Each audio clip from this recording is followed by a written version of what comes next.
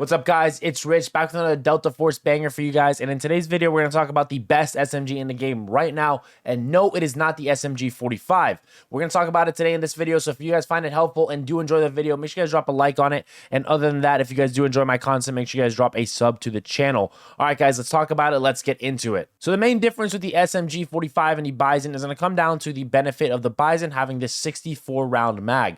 So what that benefits is for players who like to frag out and like to play extremely aggressive. If that's your type of game style, this is going to be definitely something you want to try out.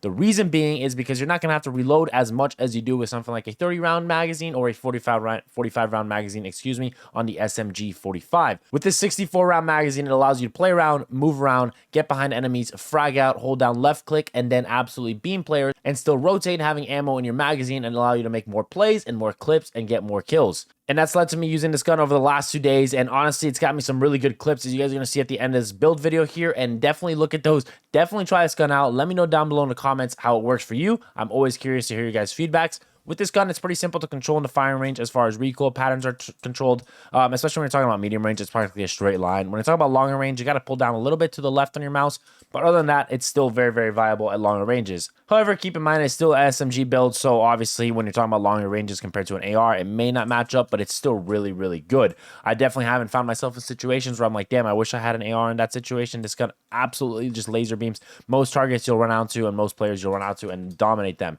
The fact that you have a 64 round magazine is so efficient because that means you can get a couple kills, 2 to 3 kills, and still have some ammo left in your magazine in case somebody's going to come counter or push you and just make a play on you. This allows you to defend yourself and have those extra bullets in order to make plays. That is super duper efficient over something like a 45 round magazine like I mentioned earlier.